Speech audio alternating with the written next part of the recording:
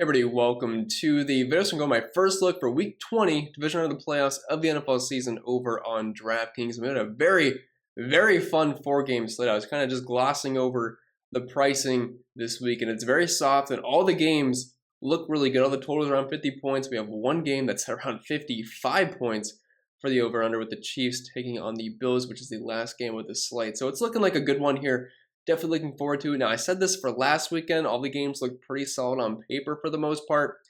Didn't really come into fruition as there were several blowouts and some pretty unwatchable games, but hopefully that is not the case this weekend. I'm looking forward to it. Pricing is soft. You have a lot of flexibility to make some pretty fun-looking lineups. So that's what we're going to do today. Break down the slate and try to build a lineup together with the information that we have as of right now. So if you think that sounds good, might as well leave a like and subscribe. Really does help me out. I do appreciate it.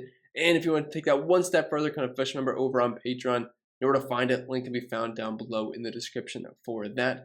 And last but not least, this video is sponsored by PrizePicks. It's just you versus the projections, and as of right now, if you sign over there, you can get a free money bonus up to $100. It's an instant deposit match, so it's free money, and why not just use it to your advantage? When you use code CPEN and tell them I sent you to PrizePicks.com or use the link down below in the description. But I think it'll be it for the plugs for the most part. So without further ado, let's dive into today's video. So if you guys watch my lineup building video every single week, I don't use the same process I use in those videos because I'm not really looking to build either a cash game lineup here or just really trying to put anything too much together.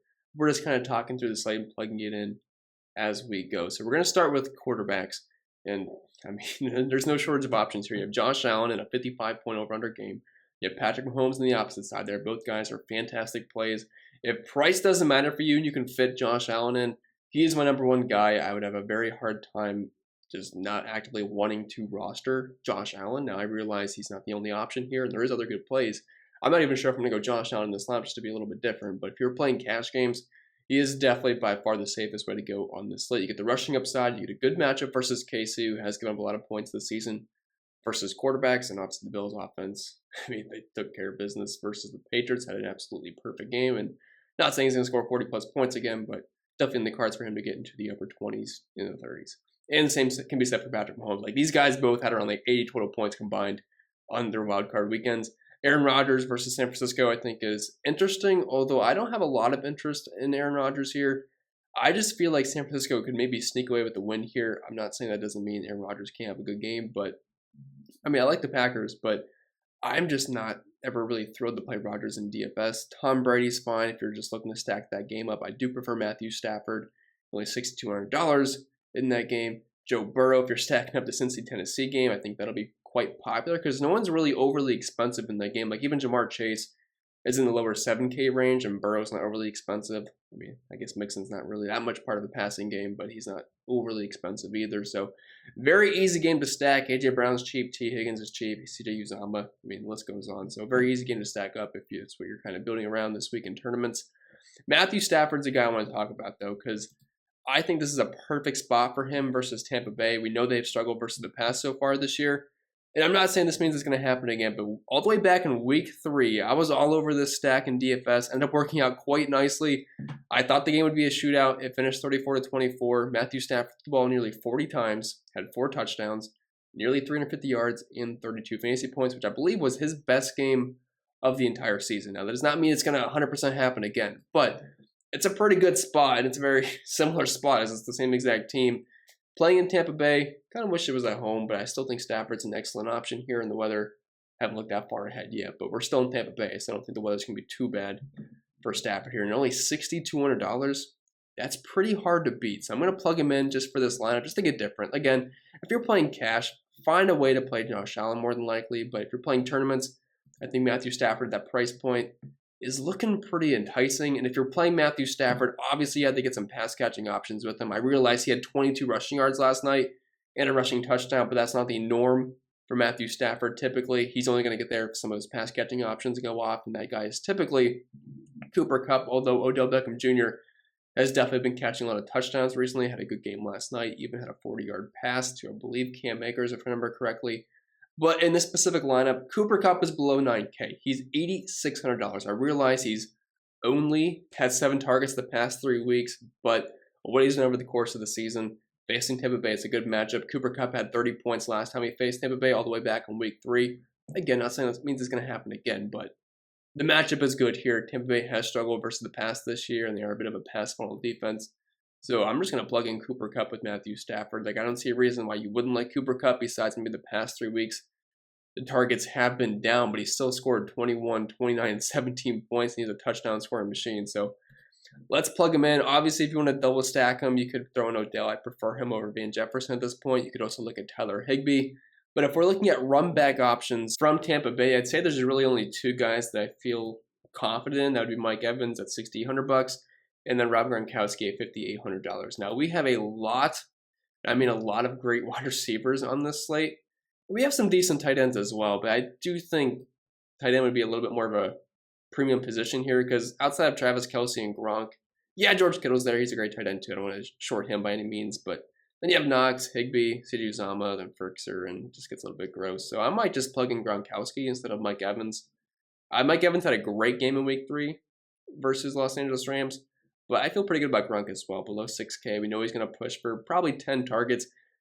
He was disappointing in a way last week versus the Philadelphia Eagles. He still got the touchdown, so he had a fine fantasy game, but the Bucs didn't really have to push it too much at the end of the game. So, I mean, if this game's back and forth, I do think pretty much all the pass catching options here should excel and look quite nice at the end of the day.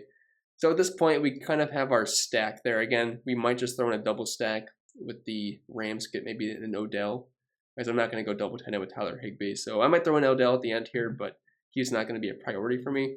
So let's start talking about running backs. And right up top, I mean, we have the big question of the week. Do we want a Derrick Henry or do we not want a Derrick Henry? From what I've read, it sounds like he's going to be eased in a bit, which $7,500 is a very nice price for Henry. I mean, if this was a main slate, fully healthy Derrick Henry, we're talking like 90% ownership in cash games versus the Bengals, who did lose Larry Ogunjobi, which is a big hit to that defensive line, which should open up some more running lanes for the Tennessee Titans. But he's going to be eased in a bit. From what I've read, that's what it sounds like. And if that's going to be the case, yeah, it's still cheap Derrick Henry. If he happens to get to the end zone a couple of times and just rip off a couple of chunks, which is certainly possible, yeah, he'll be a fine play. But we have some other good value running backs in this slate. And the wide receiver position is loaded. So when you think about Derrick Henry, compare him to some of the 7K wide receivers like Jamar Chase. You have Stephon Diggs, who's even cheaper. You have Deebo Samuel. Like, those guys are a little bit more appealing, in my opinion, just because we know for a fact they're not going to be limited unless we get some more news throughout the week on what it's going to look like for Henry for his workload. But as of right now, I do not know that. It just, from what I've read, it sounds like he will be limited in some fashion. So it does take me off a little bit, but we'll have to wait and see throughout the week, and maybe we can change tune on that depending on some of the news we get. Aaron Jones, still questionable. Joe Mixon, Devin Singletary, Eli Mitchell, those 3 running backs look pretty prime to me. I love Eli Mitchell. I would say he's probably my favorite running back to use point per dollar wise as of right now. I've not yet ran my projections. I'll be doing that tonight and tomorrow, but I have to assume Eli Mitchell is probably going to be my top point per dollar option here. The amount of carries he gets for his price just doesn't add up, in my opinion. And the Packers' run defense is not that great. It hasn't been for a couple of seasons now, and the 49ers should look to exploit that with both Eli Mitchell and Deebo Samuel. And even last week versus Dallas, I realized he didn't have a huge fantasy game, but he still got into the end zone and nearly had 100 yards rushing, 27 carries. And if you're just looking since week 12, in the games he's played, he did miss some time, but 27, 22, 21, 21, and 27 carries. That is elite usage. He has a good offensive line, a good run scheme. He's got Kyle Shanahan as the coach. RB1s for him have always been, usually for the most part, pretty beneficial to have in your roster. So $5,100 for Eli Mitchell. I realize the 49ers are 6-point dogs on the road, but I'm not concerned. They should look to establish a run here, and Mitchell's price tag is just too good to pass up, in my opinion. And I also like Devin Singletary here quite a bit. I do not have Josh Allen in the specific lineup, so I'm not 100% sure if I'm going to have any pass catchers here. I mean, I love Diggs at his price point. I like some of the other guys, but I want at least some part of the Bills' offense, and we'll take Devin Singletary here versus the KC run defense. I mean, you've been able to run in KC for a couple years now. I'm not overly concerned about it. I mean, the past, since week 15, Singletary has actually been pretty solid. I don't think you can see there, but week 15, 16, 18, 26, 25, 24. The touches have been way up, 23, 19, 16 carries that had 4 targets last week. This is elite usage. He's on a great offense. He's going to give me some goal line carries. He's had, 5 touchdowns the past 3 weeks. You can make that 7 since week 15. So I'm liking Singletary a lot here. Actually 8 if you include the receiving touchdown he had week 18 versus the Jets. So $5,100, good offense, should be a high-scoring game. I don't mind this at all. I like Devin Singletary quite a bit. We're going to plug him in. And that's two very solid running backs that can combine for around 40-some total touches for less than $12,000. So I like that a lot. So at this point, we have just under $4,500 left. We have two wide receivers, a flex, and a defense. And I tell you what I'm going to do right now. We're just going to plug in the cheapest defense, the 49ers at $2,500. Do I love this? No, they're 6-point dogs on the road in the winter in Lambeau Field, but all these defenses are facing good offenses, so it's not like we have any obvious defense to play. I mean, yeah, the Packers versus Jimmy Garoppolo is probably the best option, but I don't really see the need to want to spend up for the Packers defense when the 49ers are probably going to do something similar, and they're a decent correlation play with Eli Mitchell. And I would not be surprised if the 49ers did get an upset here. I'm not predicting that, but I just wouldn't be surprised. And doing that does open up some salary for us, around $5,000 per player. And like I said, wide receiver, absolutely loaded. We already have Cooper Kupp, so keep that in mind. But we had Devontae Adams, Deebo Samuel, Jamar Chase, Mike Evans, Tyreek Hill, Diggs, Brown, Higgins, Odell. Like the list goes on. So many good wide receiver plays. But I'll tell you what I'm going to do. Similar to putting in Devin Singletary, since we didn't have any Bills pieces, we don't have any Chiefs guys right now. And I don't think I'm going to be able to get Tyreek Hill in. We'll see at the end. And I'm not playing Travis Kelce because I already have Rob Gronkowski. I'm not opposed to a double tight end lineup with Gronk and Kelce.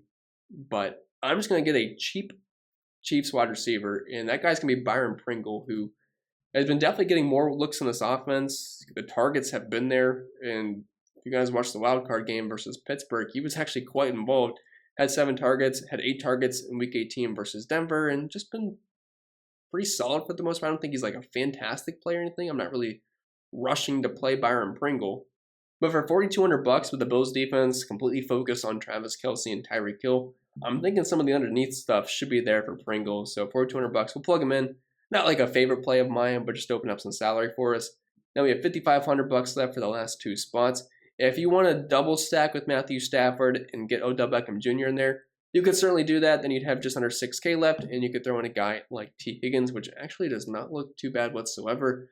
I realize you probably have a bad taste in your mouth if you roster T. Higgins in wildcard weekend versus the Raiders, where we only had 4 targets.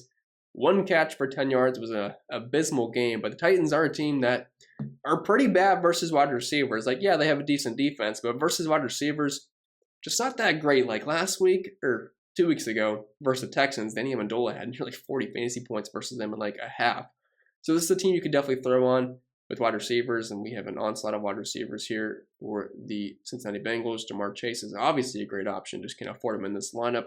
Love T. Higgins. I think Tyler Boyd's somewhat interesting, so plug in Higgins there, and I don't think that's a bad-looking lineup. Is it my favorite lineup at the end of the day? Maybe. We'll see what the projections say, but I don't think that's too bad for tournaments. So you have Stafford paired up with Cooper Kupp and Odell Beckham Jr., Ram back with Rob Gronkowski, 2 solid cheap running backs, Eli Mitchell and Devin Singletary, Byron Pringle, and then T. Higgins in the 49ers defense. So it's just the first look. Don't put too much into it. A lot can change throughout the week. But I'm definitely looking forward to this one as we have a load of great plays. You can make a number of great stacks. But with that being said, I think that'll be it for the video. So if you found it helpful in any way possible, make sure to leave a like, subscribe to the channel if you haven't yet already. If you want to take that one step further, become a Fish member over on Patreon. Link is down below in the description for that. And don't forget, this video was sponsored by PrizePicks, just you versus the projections. And as of right now, if you sign over there, you can get a free money bonus up to $100. You use code CPEN and tell them I sent you. I think that'll be it. I'll get out of here. I wish you guys the best of luck, and I'll see you later on in the week for the final picks, lineup building, and core plays videos.